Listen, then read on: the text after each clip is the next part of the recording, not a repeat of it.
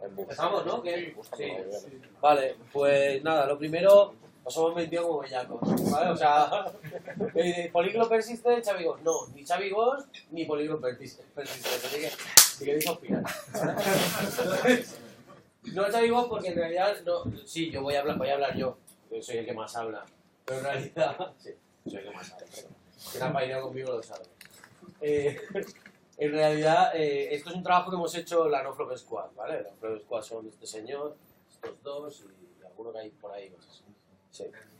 ¿Vale? Y bueno, ¿qué es la No Flop Squad? La No Flop Squad es nuestro grupo de desarrollo, ¿no? Como nosotros hacemos el desarrollo, ¿no? Y no políglota porque es un mal término, porque confunde con otro término que ya está usado y tal, y al final lo hemos llamado híbrida, persistencia híbrida. Bueno, os cuento un poco la historia de esto, ¿no? La historia de esto es una que no tenemos curro, o sea, que nos falta curro, que tenemos semanas ahí para hacer el tonto, ¿vale? Y la otra es que, bueno, a ver, esto es el hijo bastardo de dos ideas, pero dos ideas de dos grandes, ¿sabes? Una es de ¿dónde está? Una es de Beato Ken,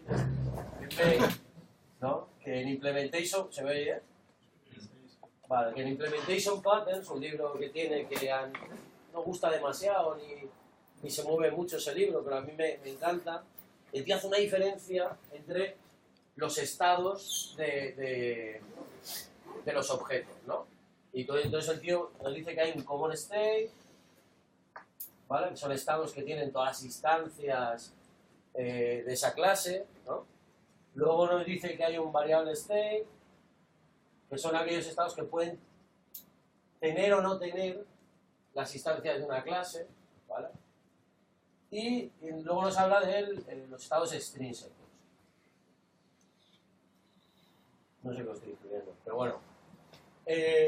Y nos sugiere, dice, bueno, si son estados con naturalezas diferentes, ¿por qué los modelamos siempre de la misma manera, como propiedades de nuestro objeto, ¿no? Dice, bueno, atendamos a la naturaleza del estado y lo que nos dice es, bueno, el string seek state, ¿todo el mundo lo entiende o no? Entonces lo explico. String seek state es cuando tienes un estado del que no eres el sistema canónico. O sea, no tienes la autoridad canónica sobre ese estado, sobre ese dato, ¿vale? El ejemplo más típico es el IDE de la base de datos, el IDE que te entrega la base de datos. Es un estado extrínseco. Tu sistema no es canónico sobre ese estado. Ese IDE puede cambiar o representar otra cosa y está fuera de tu control, está en la base de datos, ¿no? Es un estado extrínseco. Obviamente son muy peligrosos, ¿vale? Es muy fácil hacerse daño con los estados extrínsecos, pero y lo que él recomienda es, no los uses, primo. Dice, no los uses, evítalos. Pero cada vez es más difícil, porque antes venían siempre de donde tocábamos el hierro, ¿vale? Pero ahora nos relacionamos con muchos sistemas en la parte en el nivel de abstracción más alto de la aplicación. Y eso hace que nos contaminemos con un montón de datos que no nos pertenecen, ¿no? Cuando yo tengo en mi perfil, en el perfil de mi aplicación, tu nombre de Twitter, yo no soy canónico sobre ese nombre de Twitter, es Twitter. Y eso puede cambiar. Tú te vas ahí y te cambias el nombrecito, ¿eh? Entonces, son peligrosos. Luego también nos dice que el estado común lo hagas en propiedades, pero el estado variable lo hagas en un hash, lo hagas en un documento, en un storage clave valor de algún tipo. ¿Por qué? Porque como es variable y puede estar o no estar, pues mejor que si no está, no esté. No que esté, pero seteado a null, para luego andar defendiéndonos de esa mierda todo el ratico. Si esto no es null, entonces vamos a hacer esta movida, ¿vale? Por un lado está esta idea de Ken Beck, que a mí siempre me ha gustado, ¿no? Y siempre he intentado, cuando diseño un objeto, aplicar esto. Y por otro lado, ya de San Martín, San Martín de Fowler, no sé si lo conocéis, gran santo, que hace no mucho tiempo sacó un articulillo de Polyglot Persistence, ¿no? Y hablando de que, ostras, si cada servicio tiene una naturaleza diferente en sus datos, ¿por qué empeñarnos a usar siempre el mismo tipo de capa de persistencia en todos los servicios, ¿no? Intentar que eso sea homogéneo. y nos lo justificamos con algunas mierdas como que así el conocimiento es homogéneo en el equipo y no sé qué, que es pura basura, es mentira, no te sirve demasiado. Lo que te sirve de verdad es que uses la capa de persistencia adecuada o el mecanismo de persistencia adecuado a la naturaleza del servicio, ¿no? Si un servicio de log, pues está muy claro que no vas a meter SQL para persistir, ¿no? Entonces, ahí lo tengo muy claro, pero en otros servicios que no son tan evidentes, la cagamos a menudo, ¿no? Pues del cruce de estas dos ideas, un día probablemente había comido o fumado demasiado, lo segundo, decimos, bueno, vale, pues si podemos atender, vamos a mezclar estos dos conceptos y vamos a hacer un experimento. Vamos a ver qué pasa si dentro de una misma entidad, un mismo objeto, lo persistimos de manera atendiendo a esta diferencia entre estados, como tienen naturaleza diferente, los persistimos en estorajes diferentes. ¿Va? Entonces decimos, vale, va, pues pensamos así un poquito y lo que decimos es, planteamos un ejercicio, ¿ok? El ejercicio es el siguiente, vamos a hacer un CRUD, empezamos por un CRUD, ¿vale? Un repo, ¿vale? Vamos a usar un repo es una abstracción, una interfase, llámalo como quieras, ¿vale? No tenemos nunca un actual repo, tenemos instancias de repo, ¿ok? Y vamos a implementar este mismo repo, este API, este CRUD, vamos a implementar en NoSQL, en SQL, ¿vale? Y de manera híbrida. ¿Qué es esta manera híbrida? Iremos abundando, pero así a bote pronto es coger y decir, pillar la identidad del objeto, ¿vale? Los invariantes de clase, y tirarlo al SQL, ¿vale? Porque el SQL funciona bien cuando las cosas... Todos los años me hace la misma. Me he perdido, tío, por tu culpa. Se va fatal del tiempo, coño. Vuelvo a empezar, vale. Hay un tío, ¿sabes qué? No. La cuestión es coger la identidad, guardarla en el SQL, porque parece que el SQL es bueno manejando identidades. Y sobre todo, es bueno cuando no hay cuando no cambian demasiado. Lo bueno de las identidades es que siempre son iguales, no van a cambiar, no van a haber updates de la identidad. No le voy a cambiar la identidad a un objeto porque es otro objeto diferente. ¿De acuerdo?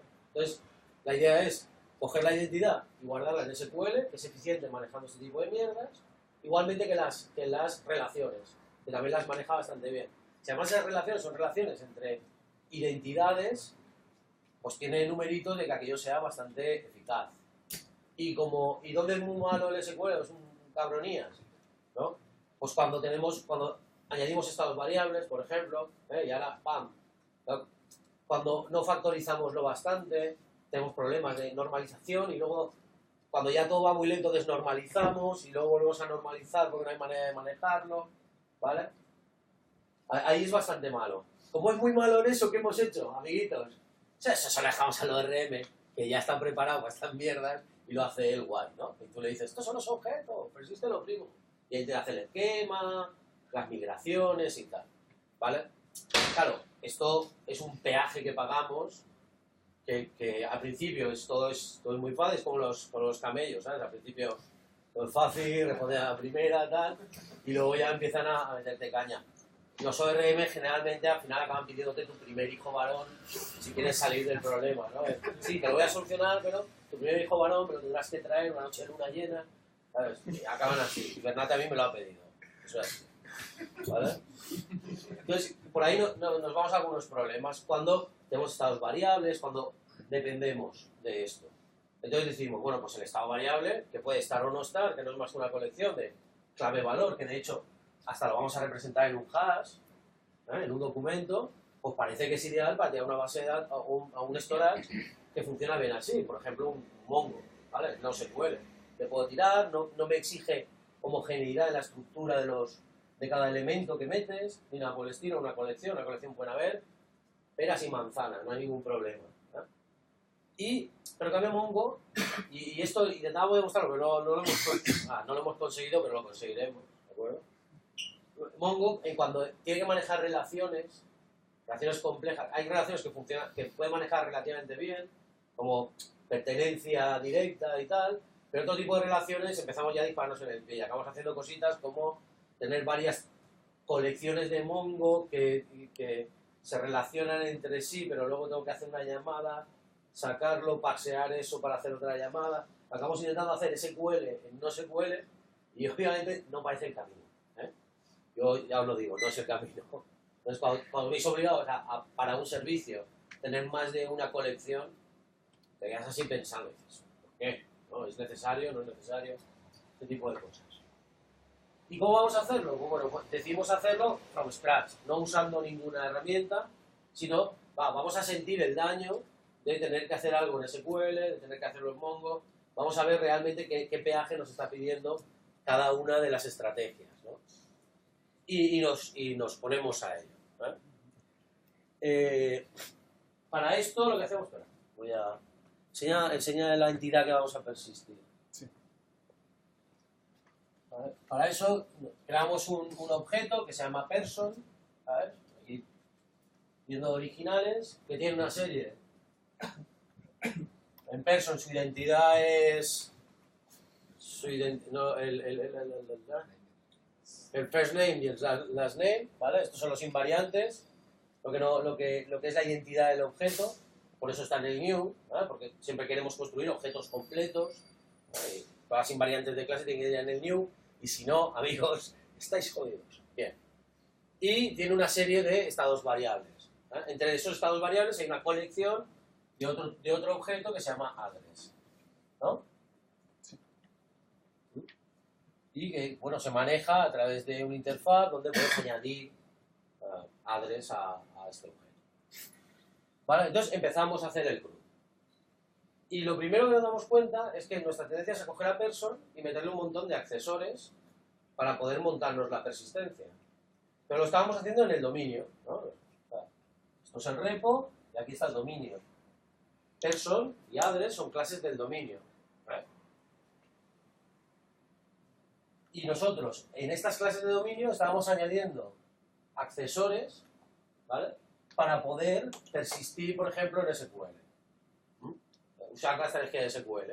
Nos dimos cuenta, hostia, estamos tan acostumbrados a hacer esa mierda, o sea, coger una entidad y ponerle ya directamente accesos para poderla persistir, que no nos la cuestionamos, ¿no? Y ahí es el primer momento que tenemos así de decir, no, espera, vamos a dejar person tranquila y lo que vamos a hacer va a ser en cada uno de los repos, vamos a tratar person como lo que es una clase alien, ¿vale? Es una clase alienígena, es una clase que este subsistema no controla, no debe de controlar, debe conocer pero no controlar, no usar, ¿vale? Entonces lo primero que hacemos cuando la recibimos, ¿no? Pues como buenos amiguitos, le hacemos un wrap, la envolvemos para poderla usar dentro de nuestro sistema en nuestras condiciones.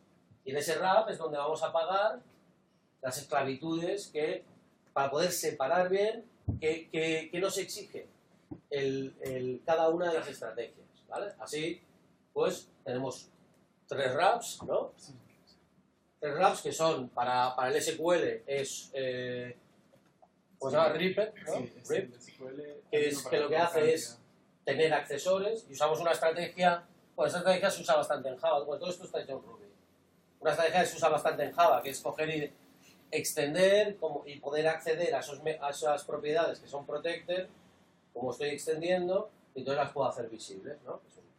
Las hacemos visibles solo en el repo y como una clase interna del repo, una clase que no se exporta, ¿vale?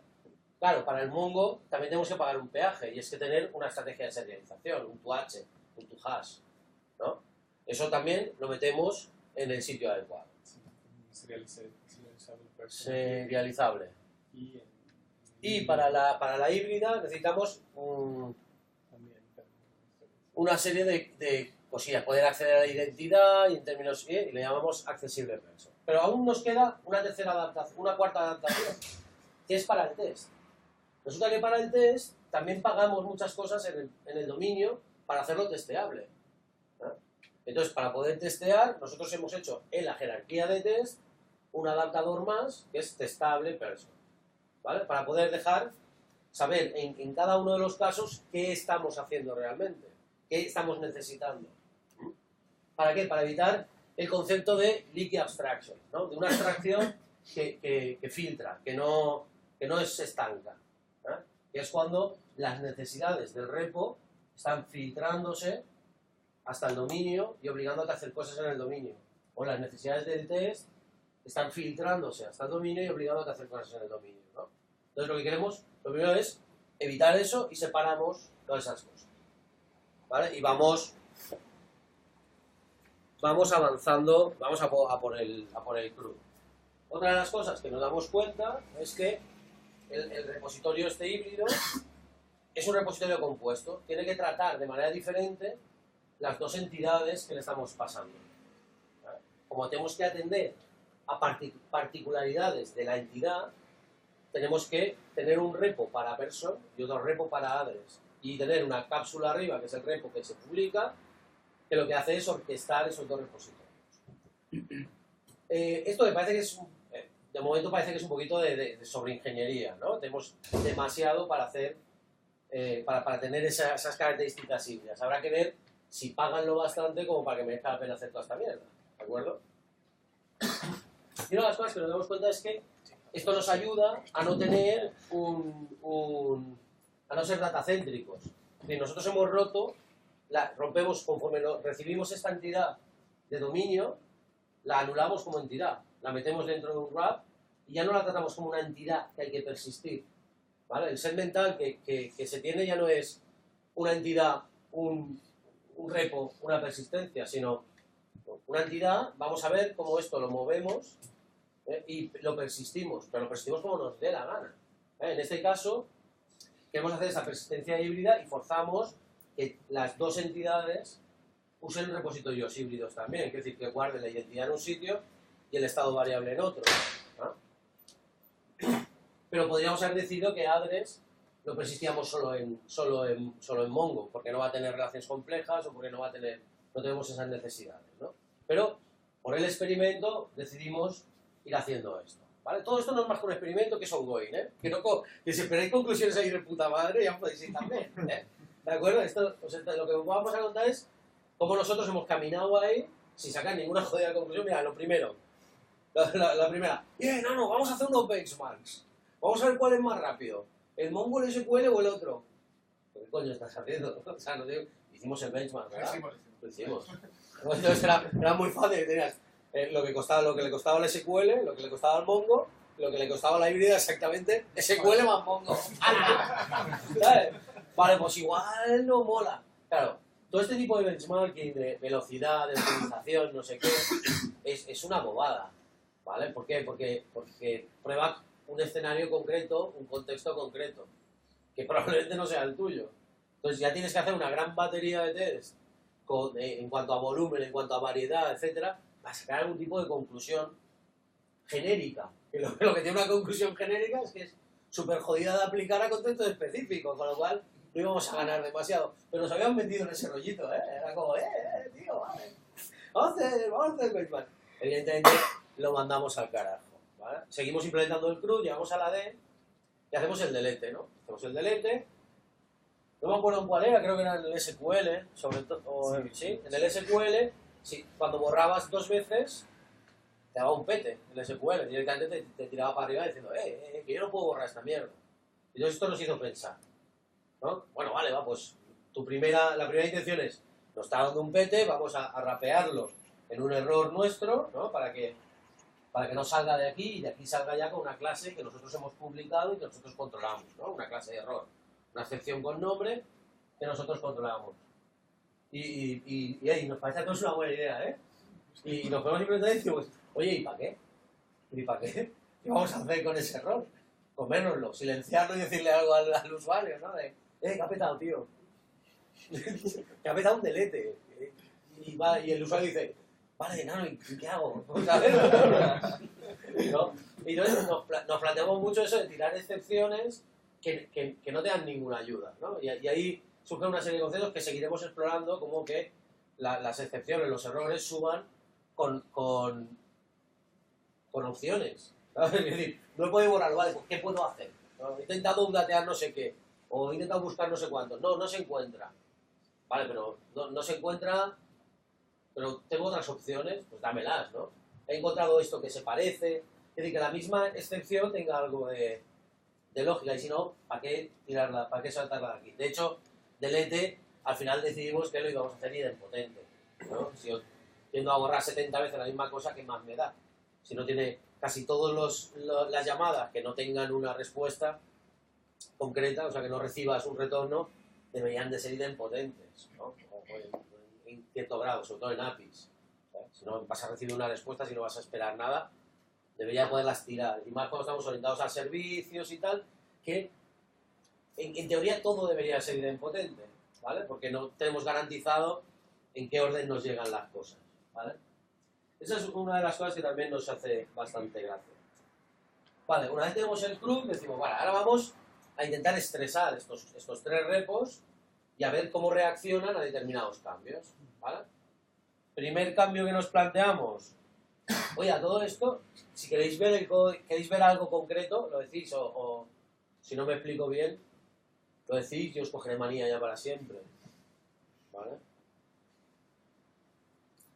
El estado variable, lo primero que hacemos es meter un estado variable más, ¿no? Esto es la primera prueba de estrés que le hacemos a estos 3 repositorios. El Mongo hace así, se lo papea sin problema. A mí qué más me da que me des un estado variable más. Yo lo estoy guardando todo y me da lo mismo. Mientras sepa serializarse, me da lo mismo. La híbrida, pues lo mismo, como el estado variable reside en la parte de no SQL, pues disfruta de la misma ventaja. En el SQL ya es un infierno. Ya es un infierno. Añades un estado variable, ya es un jodido infierno. Ya tienes que añadir, tocar el esquema de la base de datos, hacer una migración de base de datos. Claro, cuando nosotros estamos empezando un proyecto, esto es un precio que pagamos alegremente. Ah, no, y un poco más adelante, nos creemos la mentira esa que nos dice el ORM, que se pone así un vestido sexy y te dice, no te preocupes de las migraciones. ¿Sabes? Bueno, pues todos sabemos cómo termina eso, ¿no? Al final terminas lo que se dice muy jodido. ¿Vale? Porque, ¿perdón? Pidiéndote responsabilidades. Sí, pidiéndote responsabilidades. ¿Te acuerdas aquello que hiciste? Bien. Este es tu hijo. Bien. Que no le haya pasado que levante la mano, que le haya pasado. ¿Vale? Ah, y también nos damos cuenta, ahí ya nos empezamos a dar cuenta de que somos muy listos y sabemos hacer las cosas muy bien y soltamos estos putos discursos teóricos y tal. Al final, pues como todos, somos unos mierdecillas haciendo cosas y se nos va, tenemos mucho sesgo, estamos muy acostumbrados a hacer las cosas de una misma manera siempre. Y habíamos usado, en algún momento necesitamos tener un ID, ¿no? De algún tipo, solo para manejarlo dentro del repo, ¿vale? Para poder articular esas relaciones entre persona y dirección, ¿no? ¿Y qué hacemos? ¿Sacamos el ID de dónde? ¡De la puta base de datos! Y cuando ya teníamos todo el club decimos, esto igual no ha molado, ¿no? ¿O qué? Claro, decimos que el ID, teniendo un ID natural, que son los invariantes de clase, ¿no? Los invariantes de clase son el identificador natural de la entidad, pues vamos a usar los invariantes de clase y los usamos también para las relaciones. Pues bien, otra cagada, ¿de acuerdo? Otra cagada que luego veremos, porque cuando necesitas explorar las relaciones, solo por los invariantes debes de hacerlo sobre la identidad del objeto, sobre el hash, ¿vale? Lo que hacemos es usar una gemica que habíamos hecho, de value object, decidir que la identidad es un value object, y esta gemita ya nos da un hash basado en la identidad del objeto, ¿no? Entonces, usamos eso y usamos el hash para las relaciones. Pero, porque veáis, que tenemos muy claro que estos estados extrínsecos son una mierda, y lo primero que hacemos es comernos un extrínseco teniendo un identificador intrínseco, ¿vale? Que nunca va a cambiar, que es muy fácil de navegar, etc. Pues es una de esas cagadicas que hacemos todos. Luego empezamos con hacer búsquedas por cualquier campo, de cualquiera de las dos entidades, ¿no? Vamos a ver el repo, cómo reacciona a estas cosas. Pues ¿cómo fue? En SQL, ¿qué tuvimos que hacer? Bueno, en SQL tenemos que parámetros con... Un momento, vamos a hacer un poco de... ¿Qué pensáis que en SQL cómo impacta esto? Para poder buscar por cualquier campo de cualquiera de las dos clases, ¿vale? Cualquiera de las dos entidades. ¿Qué creéis? ¿Que tiene mucho impacto, poco impacto? ¿Que... Pues empezamos ya con los temas estas de los joins, y luego además que el join no me vale del todo porque luego tengo que consolidar la respuesta para que no hayan duplicado, ¿no? O algo así. Básicamente el problema que tienes es que como las addresses es un estado variable, pues ya tienes que irte a outer join, ¿sabes? A hacer left join porque hay cosas que están aquí que no tienen addresses, ¿no? Y entonces ya tienes que empezar a complicar un poquito más las consultas y luego como a partir del resultado que te da tienes que cocinar porque ese left join te va a dar, como tienes muchas direcciones para la persona, pues vas a tener muchas veces ese person, entonces tienes que cambiarlo un poco para acumular las addresses de la persona y luego poder crear los objetos, ¿no? Vamos, en SQL es bastante... Empieza a complicarse las cosas también. La búsqueda por cualquier campo, ¿no? ¿Por qué? Porque SQL lo que detectamos es que SQL es bueno manejando relaciones y es bueno también manejando datos. Pero cuando le obligas a manejar las dos cosas a la vez, empieza a ser un maldito hijo de puta, ¿vale? Empieza a fastidiarnos bastante. Cuando le pides las dos cosas no es demasiado bueno. Sobre todo lo que le va bien es que los datos siempre estén ahí. Entonces cuando tienes datos que pueden estar o no, es cuando le... Sí, se vuelve un poquito gilipollas. Es muy estricto en el sistema con el esquema. O sea, si tú tienes un esquema definido que no va a cambiar, es eficiente. Cuando el esquema no es variable, lo pasa mal, sufre. No está hecho para eso. No está hecho para eso. Dime. En un SQL entiendo que va todo junto, la información. Sí, se serializa del tirón, se serializa como un documento, como un hash que tiene dentro. De hecho, en el Mongo es relativamente fácil porque usando la notación de dotfile, ¿no? De dots, pues puedes buscar por cualquier campo de la entidad que tengas dentro y tal, y se lo come bastante bien. Mongo nos ha jodido, ¿de acuerdo? Porque no hemos llegado a hacer pruebas de estrés con relaciones complejas. Hacemos una relación de mierda, ¿sabes? 1 a 1, de persona y address, no navegable en los dos lados, ¿sabes? Mongo cuando empieza a fallar es cuando tiene relaciones complejas. Pero eso no he entendido bien. Entonces no está todo... Hay relaciones que no está todo... Sí, porque al ser una relación que es 1 a 1, como un estado variable, lo que haces es que si están las addresses, las serializas también y las metes en el documento, ¿vale? En un array de addresses. Y en el hybrid, ¿qué pasa? Que se lo come relativamente bien. Sí, ahí lo que tienes que tener es, tú estás buscando en dos repositorios diferentes, en el de persona y en el de direcciones, y luego lo que te viene de cada uno tienes que tener alguna forma de hacer una intersección, ¿vale? Entonces, bueno, como que después tienes la estructura de datos set, es muy sencillo, porque tienes un set que te viene aquí, otro que te viene aquí y haces intersección, ¿vale? Lo único, tienes que poner cláusula de guarda para ver el tema de cuando solo consultan por campos de uno de los lados, para salir desde que tienes ese set, porque si miras el otro es conjunto vacío y entonces va a dar conjunto vacío, ¿vale? Entonces solo tienes esa precaución al principio. Pero hay que hacer cierto cocinado, ¿eh? Hay que hacer cierta cocina en el repo, que está muy guay, porque ahí lo que empieza a valer es tener los repos de cada entidad y luego otro repo, o sea, otra entidad arriba, otra abstracción, que es la que entiende las relaciones entre las dos, ¿eh? Y ahí también la cagamos luego, ahora os lo contaré. Bueno, nadie levanta la mano y ha dicho, eso a mí no me parece eficiente, ¿eh? La velocidad, eso yo, me parece que la velocidad no os preocupa, ¿no? O sí os preocupa. Porque es un experimento, no le das Ya, bueno, pero... tanto peso, no. Bueno, porque si no hay que hablar de velocidad, hablo yo. ¿Vale? El profiling. Básicamente el profiling nos la pena, ¿de acuerdo? ¿Por qué? No, lo voy a decir, en serio. Muchas gracias. No, pero no nos la pela porque sea un experimento. Nos la pela porque siempre nos la tiene que pelar, ¿de acuerdo? Tú, cuando tienes un problema de que van lentas las llamadas a la base de datos, no sé qué, generalmente no tienes un problema con la capa de resistencia, tienes un problema con el diseño mismo de las entidades, de sus relaciones, ¿vale? Y sobre todo, si tienes un problema, no se soluciona haciendo así y diciendo, y ahora me voy a craftear un SQL de 32 líneas que se va a cagar la perra, ¿sabes? No, así tampoco se soluciona, tío, no se soluciona. No. Te metes más en el lío, te enfangas más, ¿no? Entonces, no nos preocupa mucho porque hay una de las cosas que sí que sabemos o que tenemos la confianza, ¿vale? Ya os he dicho que no vamos a demostrar nada, vamos a mostrar, pero no a demostrar. Pero tenemos la confianza en que si tú tienes los niveles de abstracción adecuados, cada cambio de nivel de abstracción es una oportunidad de hacer un montón de cosas, de absorber un montón de impacto. Impacto en velocidad, impacto en complejidad, impacto en un montón de cosas. Es decir, cada vez que haces, que separas niveles de abstracción, tienes una oportunidad de hacer caching, de cocinar datos por medio y tener preparadas respuestas, ¿sabes? Tienes un montón de oportunidades para realmente hacerlo rápido, ¿no?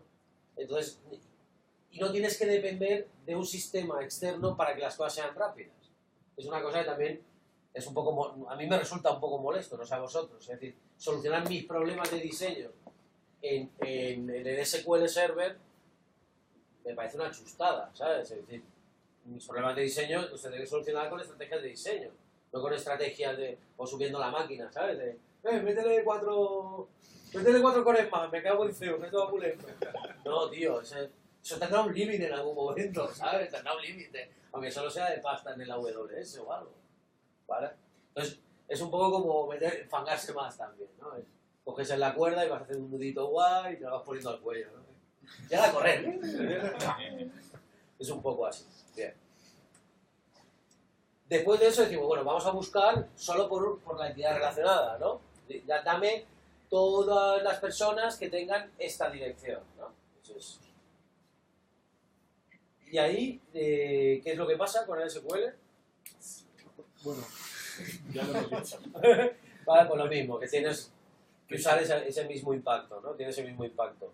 En la híbrida, aquí lo que nos pasa es que nos damos cuenta, lo que hacemos es decir, bueno, pues esto era en la anterior, ¿no? Cuando le preguntábamos a ese wrapper, este wrap que teníamos aquí, le preguntábamos, oye, ¿esto que están buscando es un campo tuyo o no? ¿No? Le preguntábamos a este wrap que solo estaba para hacer, que tenía una responsabilidad única y segregada, ¿de acuerdo? Le decimos, ¡qué bien! Ya que está aquí, vamos a darle otra responsabilidad, ¿eh? Y es decirme si esto es un campo de persona o es un campo de address, ¿no? Preguntárselo a uno y a otro. Y claro, cuando lo vimos, nos llevaba a hacer cosas muy absurdas, como cláusulas de guarda un poquito exóticas y no sé qué. Y claro, nos dimos cuenta que aquí falla algo, ¿no? ¿Qué fallaba? Ese conocimiento tiene que estar en el repo. Porque si nosotros lo que queremos es evitar lo datacéntrico, ¿sabes? Y tú pásame personas que ya las persistiré yo como me salga de las narices. En cuántos cachos la voy a persistir es algo que decidirá este elemento que hay arriba, que es el repo, ¿vale? Y luego ya se lo pasará a los distintos repos que representan cada uno de los cachos. Nosotros ahora tenemos un repo para personas y un repo para address, pero no necesariamente tiene que ser así, ¿eh?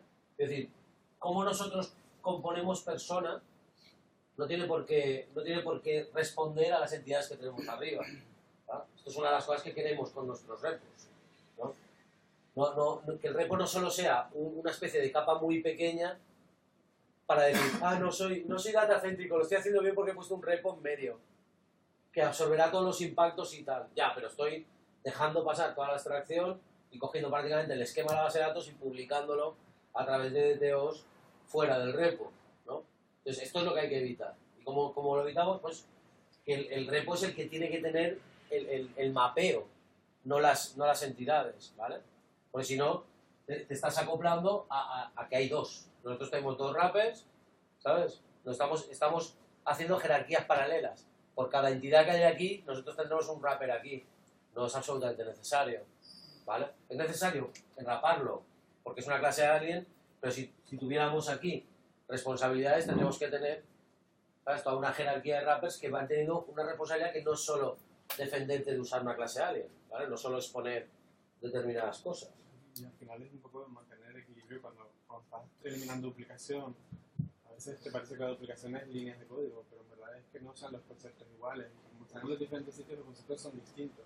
Entonces, si te ciegas en que no haya las mismas líneas, al quitar la duplicación, precisamente caes en el otro error, ¿no? Y entonces, en ese momento no es duplicación porque son conceptos distintos, ¿no? De todas formas, cuando hacemos la búsqueda por entidad relacionada, una de las cosas que nos damos cuenta es que Pues lo que decía antes, habíamos guardado las relaciones en función de los invariantes de clase en vez de en función del hash.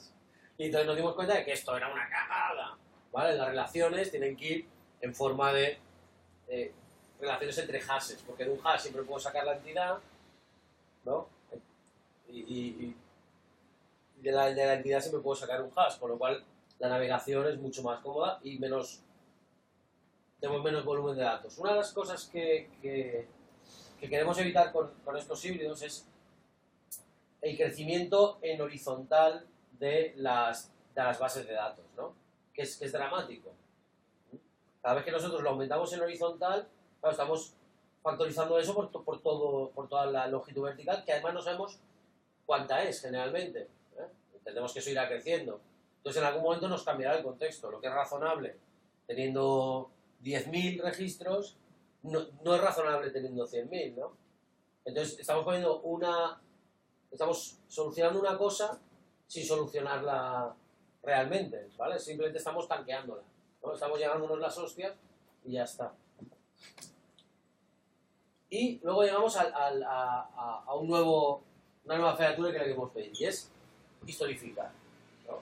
Hay una cosa que generalmente nos cuesta un montón, ¿vale? Y cada vez que nos lo pide el cliente, en el momento que el cliente lo pide es como mi vida es un infierno, ¿vale? Y es que el cliente te dice, ya, es que yo quiero recuperar este cliente, pero tal como estaba en otoño del 94, ¿sabes? No como está ahora, ¿eh? Y dices,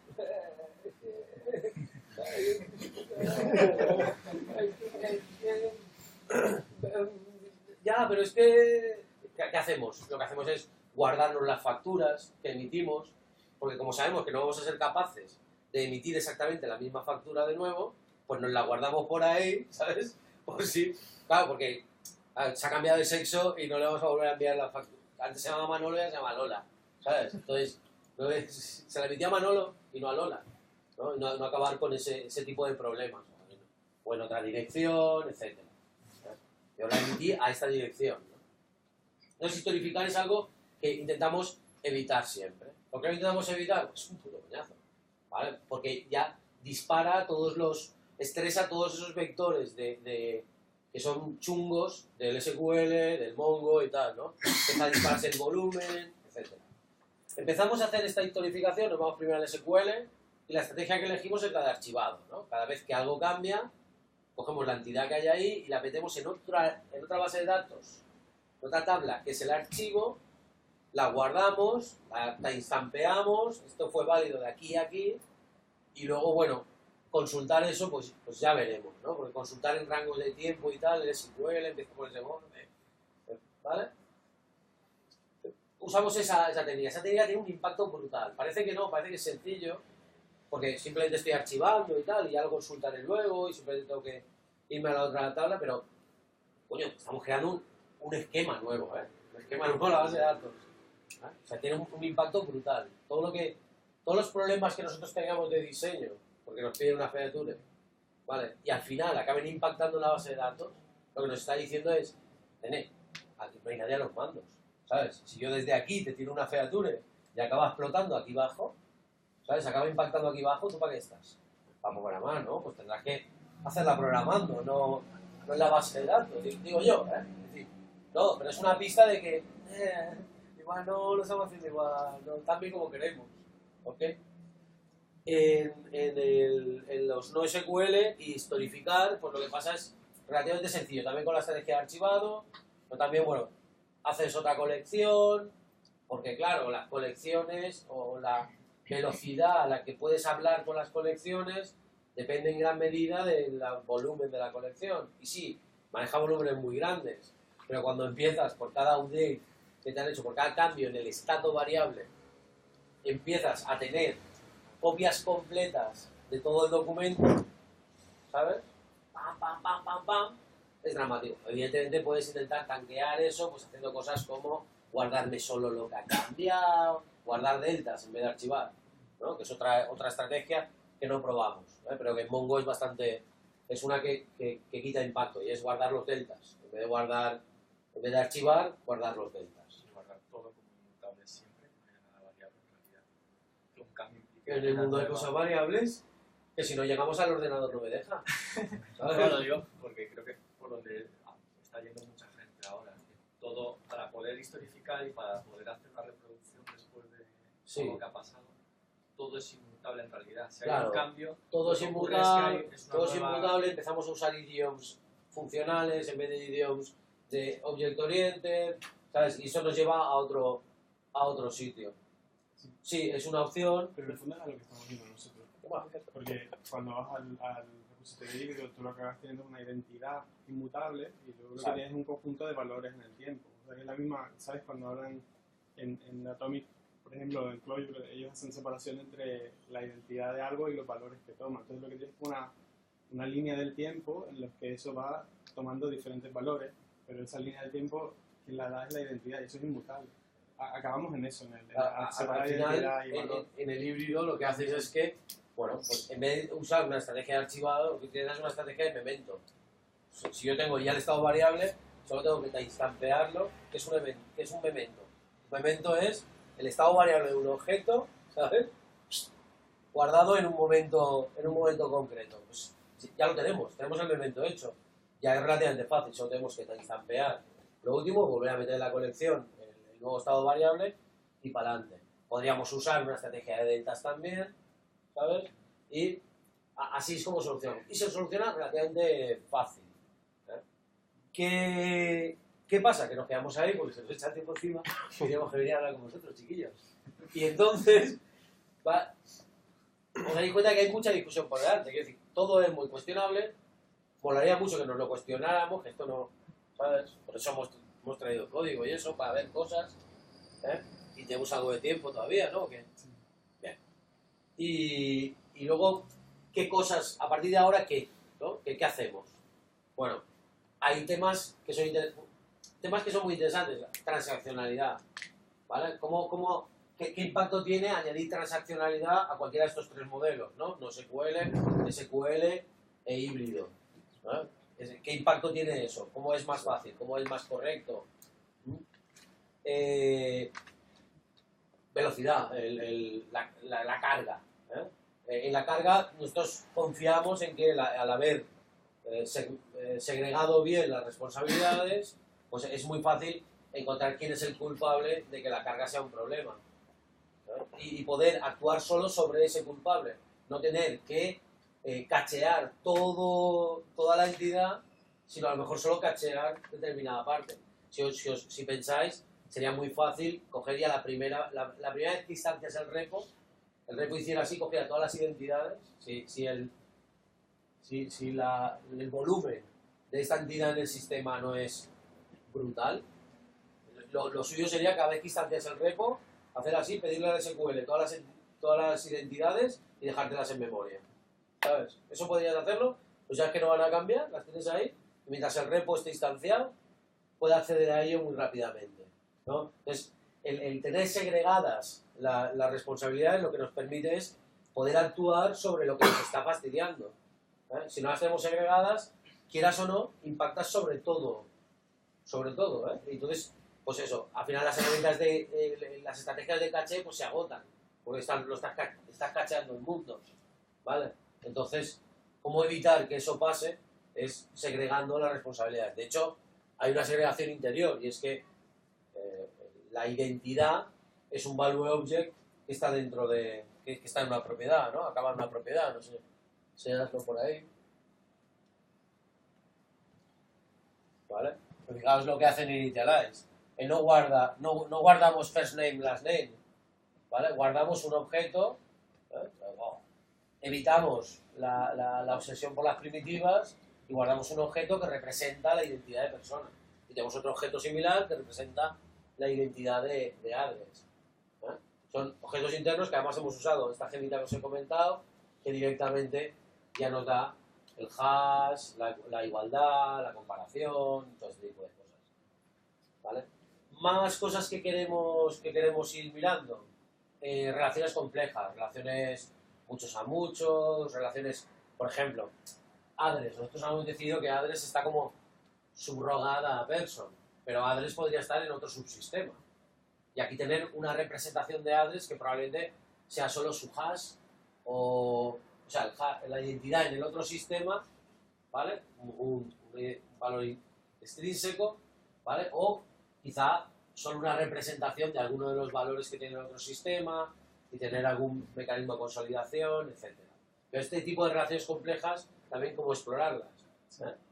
Por ejemplo, introducir, otra cosa también que sería curiosa es si introduces relaciones entre personas y luego quieres buscar por personas que están relacionadas con una persona y con otra persona y sus adreses.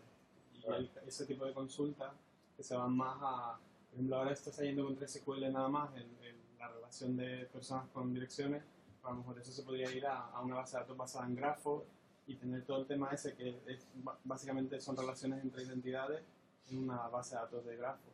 Y eso es especial para ese tipo de cosas. Es un poco lo que vemos y lo que vamos a explorar también, ¿no? Vamos a explorar en decir, bueno, igual como se ha atendido a distintas naturalezas de los datos, ¿no?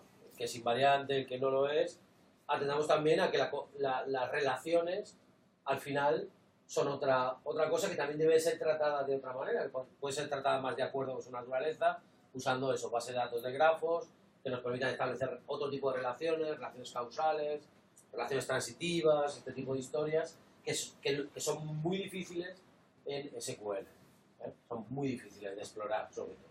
Entonces, iremos también en ese camino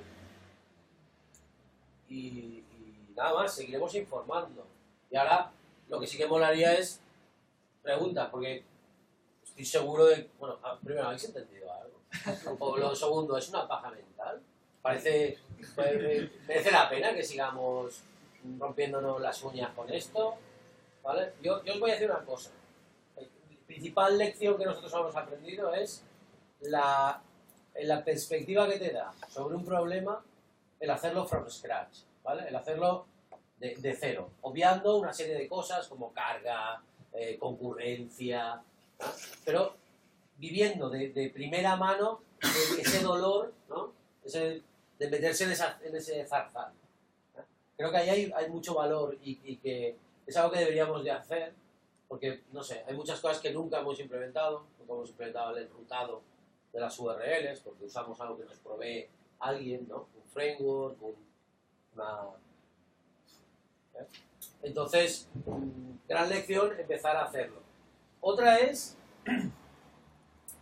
plantearse muy seriamente si las necesidades que yo tengo de persistencia justifican meter en mi sistema algo tan complejo como un ORM. Esto nos lo tendríamos que pensar, porque parece que es como la buena práctica, ¿no? Lo primero que hacemos es, de hecho, pues yo qué sé, tiras con Rex, lo primero que haces es meterte su sistema de persistencia, que está todo integrado y tal. Nos lo tendríamos que pensar. La mayoría de las veces no tenemos, un ORM está preparado para cosas súper chungas. Y cuidado, y las cosas súper chungas las suele hacer súper mal. ¿Eh? No, también os lo digo. Es así. O sea, si atendemos a las necesidades reales que tenemos de persistencia, de consulta de los datos, de manejo de los datos, creo que ganamos mucho. Y que deberíamos de empezar a olvidar, a dejar de pagar ese peaje de los ORMs, ¿no? Y no digo volver a tiempos pasados de SQL por ahí, pero ya sabemos cómo hacer eso bien también. Sabemos cómo hacer un DSL para que no haya semántica, ¿no? haya SQL por medio. Sabemos cómo segregar responsabilidades para que sea un colaborador el que nos diga qué SQLs son para cada cosa. Es decir, que sabemos cómo hacerlo bien. No hace falta, es decir, como pasamos de una orientación mega datacéntrica, ¿no? De SQLs muy complejos y tirar y no sé qué, los subdates así de largos y todo eso, a los ORMs, nos hemos olvidado de que hasta hoy en ese camino ya hemos aprendido a hacer muchas cosas bien. No necesitamos a los ORMs para que nos tutelen en cómo manejamos nuestros datos. Si además lo combináis con la tendencia actual, que yo creo que es natural, a servicios, ¿sabes? Donde ya no justificas que hayan relaciones complejas a nivel de datos, ¿vale? Porque las cosas tienen que estar segregadas en su servicio, con lo cual tampoco vas a tener estas bases de datos tan complejas que relacionan un montón de entidades diferentes, ¿vale? Si tenemos una arquitectura adecuada en la parte de dominio, o en la parte o en la aplicación, ya no necesitamos un ORM que nos solucione la vida siempre, que sea capaz de pillar todo esto, rastrear aquel otro objeto que se persiste de esta otra manera, pero que tiene relaciones con este, ¿vale? Ni tampoco es necesario que cada vez que tienes un objeto arrastres toda la jodida base de datos para arriba, ¿no? Aunque sea a través de proxies y comandos, ¿no? También existen micro ORMs, ¿no? Empiezan a salir también ORMs que son más sencillitos, como el de Dapper, que es el que usa Stack Overflow, que permite también casos de uso un poquito más sencillos. Tampoco hay que irse siempre a un Entity Framework, un Hibernate, ¿no? Empiezan a haber opciones también que son los micro ORMs, y yo creo que son interesantes para algunos casos de uso. Sin duda. Pero también interesantes como Libernate. Quiero decir, Libernate son... O sea, los ORM han estado ahí y cumplen su papel. Entre otras cosas, dar seguridad a una serie de gente que todavía, ¿sabes?, no confían que nosotros seamos capaces de manejar los datos por nosotros mismos, organizaciones que tienen una mentalidad en la que sus datos son su valor, ¿no? Y no su conocimiento, y están más preocupados de que estén todos los datos, de que esté recogido todo el conocimiento, ¿eh? Pero estamos mirando esto, ¿no? Y entonces empezamos a valorar otras cosas, empezamos a valorar ORMs más pequeños, ¿sabes? El dato ya no valoramos tanto, ya no nos importa, no sé si os acordáis, pero antes era como, ¿cómo que mis datos no van a estar en mi servidor? O sea, es un cliente lo primero que te decía, no, los datos tienen que estar en nuestro servidor. No, que hay una cosa que la nube, que tal, no, pero tiene que estar aquí en casa, ¿sabes? Detrás de nuestro switch, ¿sabes? Y detrás de nuestro firewall, y decías, ¿por qué? Porque valoraban mucho más los datos que el conocimiento o que el uso de esos datos, ¿eh? Entonces, ahí eso está, yo creo que cambiando, espérate, iba a decir, eso había... Pero tú ibas media hora, sí. Te iba a putear más, pero... Lo que no le veo es cuál es el beneficio de esto respecto a usar una base de datos relacional con soporte a serialización, un Postgres, un MySQL. No te los sabría decir. Sí, una de las cosas que está pasando ahora es el Postgres, el campo mágico que nos ha salvado el culo, ¿eh? Que es ese campo que puedes meterle un JSON o lo que usa un diccionario, y que es variable y que viene muy bien para... Podríamos haber hecho el repositorio guardándolo en el mismo sitio, ¿vale? Pero también haríamos esa diferencia entre identidad y estado variable, ¿eh? Yo creo que esa diferencia es una diferencia que nos va a pagar siempre bien, ¿vale? Porque, entre otras cosas, enfoca en por qué necesitas santidad, ¿sabes? Y te obliga a pensar realmente cuáles son sus invariantes, por qué son esos, qué cosas cambian, qué cosas no cambian, ¿vale? ¿Qué pretendemos con esto? Ni pretendemos nada. Es un experimento para reflexionar sobre la naturaleza de la persistencia, para no dar cosas por sentado, ¿eh? Para no tener un sesgo a priori. Entonces lo que queremos es liberarnos de ese sesgo. ¿Cómo? Explorando alternativas. Yo por ejemplo voy a abundar en esto en un pet project que tengo, pero jamás lo haría en un proyecto del cliente. Era una irresponsabilidad, ¿sabes? Estaba haciendo aquí, somos monos, ¿eh? Somos monetes al volante, ¿no? O sea, aquí hay que tener cuidado, lo iremos explorando todos estos conceptos de transaccionalidad y tal. Lo que buscaremos es realmente que estamos ganando y si merece la pena. Luego también, en gran medida, hasta qué punto podemos hacerlo de una manera pseudoautomática, es decir, facilitar las necesidades que tiene un repo híbrido, pues por ejemplo con cosas como la gema esta que tenemos de Value Object, ¿no? Pero también podríamos hacer algunas magietas, sobre todo en Ruby, que hay bastante metaprogramación, hacer ahí unas magietas para que los repos fueran más fáciles de implementar. Ahora esto no nos interesa, nos da lo mismo. Queremos ver la duplicación, no nos interesa generalizar, ¿no?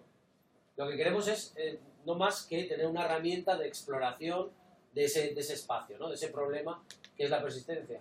Porque entendemos que ahí hay un problema, entendemos que es un problema que hemos dejado de mirar hace mucho tiempo, ¿no? Aparecieron los ORMs y nos permitieron apartar la mirada de ese problema, que estuvo muy bien, porque nos permitió centrarnos en el dominio, en el negocio, ¿eh? Y está muy guay.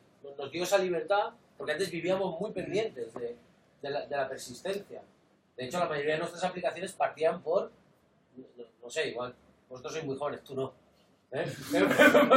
Partían de diseñaban la tabla, ¿sabes? Y de ahí para arriba. ¿Por qué? Porque la persistencia era muy importante. Y los ORM nos dotaron de una libertad que nos ha permitido enfocarnos en otras cosas. Pero, al mismo tiempo, lo que ha hecho ha sido que olvidemos ese problema y dejemos de cuestionárnoslo, ¿no? Llevamos tiempo tragándonos todo lo que los ORM nos proponen. Es decir, que nos hemos tragado cosas como Active Record, primos. O sea, nos hemos tragado el Active Record. Así, ¡pam! En toda la boca, Active Record. Que es una... Bueno, no sé, ¿hay algún defensor aquí de Active Record? Aparte de Batu. No sé, no, a mí me parece a mí y creo que a cualquiera. Me parece como lo sacan de un libro de Fowler, ¿sabes? Pero ya en el libro de Fowler te dice, y esto es un patrón chungo, que cabe en antipatrón casi siempre. Que hay que tener mucho cuidado cuando lo usamos. Bueno, pues a cholón, ¿no? Entonces, es eso, no estamos intentando proponer nada, lo único que queremos es tener esta reflexión y tenerla en voz alta y pues que la crean máximo es el sitio, ¿no? Más que nada es eso. Pero sí, hay muchas incógnitas que seguiremos trabajando. Sí. Y sobre todo, no intentéis en casa, que dicen, no uséis cliente. Eso es, mira, que esto parece interesante, vamos a probarlo. Eso no se hace con los clientes, amigos? Vale. ¿Alguien...? Con respecto a la identidad, haber utilizado el nombre y el apellido, eso... Esto ha sido anecdótico. Claro, sí, sí, anecdótico. Quitarlo de la base de datos, supongo que ahí te da la garantía de que es único, que te lo genere ese sistema externo, pero al hecho como de hacer un hash, en realidad la posibilidad de que eso colisione es el hash el que haces único. El hash es el que haces único. Entonces, como tú guardas invariante, hash. O sea, los invariantes más el hash. El hash es único y entonces no necesitas que estos otros sean únicos. ¿Vale? Y así no caes en ese error de...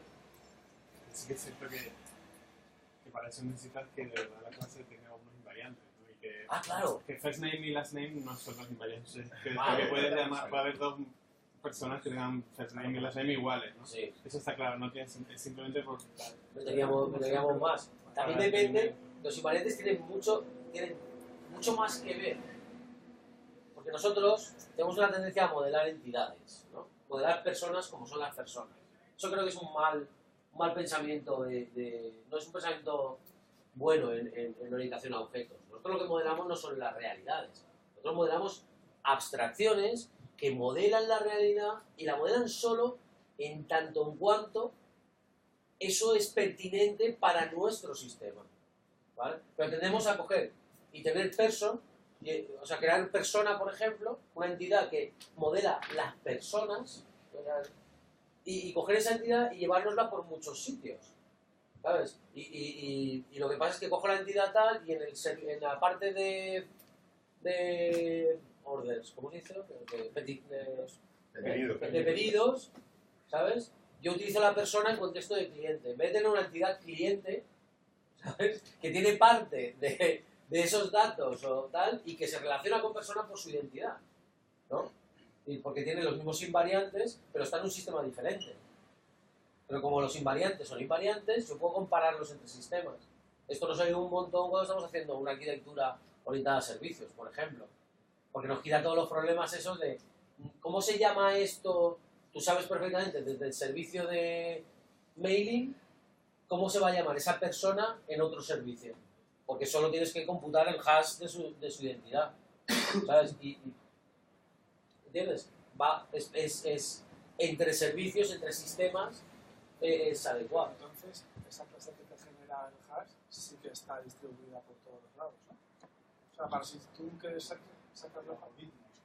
El algoritmo es común, pero sí es una clase. De hecho, no es una clase. Nosotros hemos hecho un mixing. Especialmente porque es mucho más utilitario que de diseño, ¿no? Es simplemente una utilidad. Es algo para ahorrarnos picar código. Y lo expresamos así, lo expresamos como un mixing, porque además hace metaprogramación y cosas chulísimamente feas, ¿no? ¿Qué problemas veis así en futuro, no? Dime. Yo tengo varias cosas que comentar. Hostia, ya veo una libreta.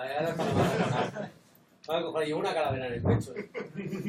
Yo, quiero decir, normalmente yo cuando me ha tocado hacer serialización que acabas metiendo cada entidad en uno. No haces la diferencia de este tronco va aquí y este tronco va aquí. Que yo creo que simplifica las cosas, que ayuda un poquito cuando vas a aterrizar afuera. ¿En qué simplifica? Por ejemplo, en temas de copias de seguridad. ¿Cómo te planteas hacer una copia de seguridad? Los sistemas son, quiero decir, pues puede estar Mongo, puede estar la base de datos. ¿Qué ocurre? Primero haces uno, primero lanzas otro. ¿En qué estado se quedan esos datos? Es tema también de producción. Sé que no, no, pero me alegra que hagas esta pregunta, porque yo al respecto tengo una posición muy clara, y es el repo. Este repo es el que debe decidir cuando se hace una copia. La copia de seguridad se va a hacer a través del repo, no a través de la infraestructura. ¿Vale? Y a través de, cuidado, a través del repo puede ser simplemente que el repo es el que esquedulea la copia de seguridad. Pero al final el que controla cuándo se hacen copias de seguridad, cuando está en un estado estable el repositorio, ¿qué ha cambiado? ¿Qué ha cambiado? Es el repo. Y es el repo el que tiene que hacer esto. Tenemos una tendencia a tener por ahí un script en no sé qué que nos hace esa movida. Y nuestro sistema en realidad es ajeno a eso. Eso puede fallar y jodernos nuestro sistema. Y nuestro sistema puede ignorar perfectamente esa mierda, ¿sabes? Porque la hemos puesto fuera.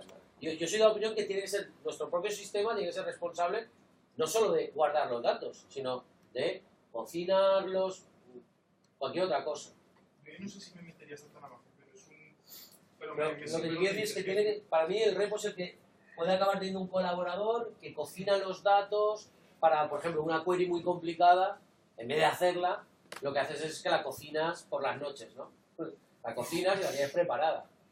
Pues aquí, teniendo esta capa de repo, que no está asociada directamente, no es el repo de personas, es el repo de esa abstracción, no de ese artefacto. ¿Vale? La diferencia entre el artefacto, la clase persona y la abstracción persona, ¿no? Hay una diferencia, creo que notable, y cuando pierdes de vista esa diferencia la estás cagando casi siempre. Entonces, lo que nosotros intentamos romper es ese uno a uno entre el artefacto y el repositorio. Eso es lo que intentamos. Tenemos una abstracción, que en el repositorio hay un repositorio por abstracción, pero luego, cómo se reparten esos datos, dependerá del repositorio, de lo que sabe el repositorio, de lo que es pertinente en ese contexto, ¿vale? Porque una de las cosas que sí que me gusta de segregar tanto las responsabilidades es esa capacidad de absorber el cambio. Y jamás intentaría algo así en algo que no va a absorber cambio, que es un fire and forget. Pero si es algo que tiene que durar 100 años, ¿sabes? Como decía él, eso, no es lo mismo construir una casa que construir una casa. Una casa tiene que durar, como decía Christopher Alexander, decía que 6 usos, ¿no? Decía, por lo menos una casa tendría que estar construida como mínimo para tener 6 usos, ¿no? Entonces, que son como 3 generaciones, ¿no? Pues creo que nuestros sistemas ya tenemos la pista de que deberíamos de construirlos, sobre todo algunos. Pues, cuando estás trabajando son sistemas importantes para un negocio, tendríamos que, o sea, si vas a hacer un MVP, no, pero tendríamos que construirlos también con esa visión de que duren 100 años, carajo, que todavía estamos manteniendo COBOL, por no pensar en ello, ¿no? Todavía estamos manteniendo un montón de mierda, por no pensar en ello, que las cosas tienen que durar 100 años. ¿Vale? Y la otra cosa que preguntas, Vale, no, luego ha salido ya también el tema de los JSON-B y de Postgres, que también puede ser una opción interesante a la hora de implementarlo. Sí. Es una opción más, quiero decir. Y Bob Vernon tiene un artículo con eso bastante guay, que yo creo que igual es interesante leer. O lo pasa, primo, o lo dices ahora. ¿Quién es? ¿Quién? Bob Vernon. Ah, me lo vas a decir, le dice. Para tus amigos, no para mí, que ya lo sé. V-A-U-G-H y Vernon como suena, pero con V. ¡Mierda! Joder, para ahora de que me tira el rollo. Y ya está, es un poco hablar de mi madre. Cómo guardar los agregados en Postgres con... Es interesante, está mágico. Y me ha gustado ya también finalmente la parte que habéis comentado de la base de datos, que al fin y al cabo me gusta también lo que creo que es Javier Acero, de los que lo he oído decir alguna vez, que una base de datos resuelve un problema de hardware. Claro, sí, exacto. Que es interesante remarcar eso, que no es... Nunca un problema de diseño. Eso es. Eso es. Que no hay memoria para todo. Eso es. Y ya está. Para quien tiene alguna pregunta, estamos por terminar, ¿no? Sí, eso, el código lo tenéis subido a algún sitio. El código está en GitHub. GitHub, no flop squad, no flop squad, no flop squad. Como ponéis. Yo he venido para esto. O sea. A ver. Me he metido que mover para que me hagan una. Exacto. ¿Quieres ensayar un buen videíto? Y ya está. Sí, lo tienes ahí, mirarlo y sí que si alguien quiere continuar este diálogo con nosotros, estupendo. Si alguien quiere venir a hacer un de surfing y trabajar con nosotros en esta línea y ir aprendiendo con de puta madre, ¿vale? Eso está ahí, podéis hacer vuestras pruebas, podéis mirar la implementación. Hay cosas interesantes en la implementación, pero también hay algunas cagadas en la implementación que molaría que alguien nos dijera, primos, que vais muy de boquita, pero que luego mira qué mierda habéis hecho, ¿no? Esto es algo muy interesante para mí, principalmente, ¿no? Sí que me gusta mucho oír eso, porque puedo estar o no de acuerdo, pero siempre es legítimo ese tipo de cosas y siempre nos da un análisis. Es decir, para poder defenderla tengo que saber por qué carajo la he hecho y muchas veces no sabemos por qué carajo la hemos hecho, tendemos a defenderla de manera automática, ¿no? Esto está bien porque lo he hecho yo. Entonces, güey, pero a ver qué estabas diciendo, tío. No, lo pensamos, pero tal. Pero nuestra primera eso es, ¿cómo que está mal? Me cago en la... Es un programador de lujo, es un listo. Es verdad, tenemos eso. Es una tara que tenemos casi todos. ¿Alguna otra pregunta, alguna cosa? Es la hora ya, ¿no? Se tiene que comer, sí. Sí. Pues bueno, vamos, primo. Si queréis... Hoy tenemos pegatina de la noche, si alguien quiere. Si alguien quiere que no las pida, ¿vale? Que las coja aquí. A mí aún me cabe alguna en la portátil, ¿sabes?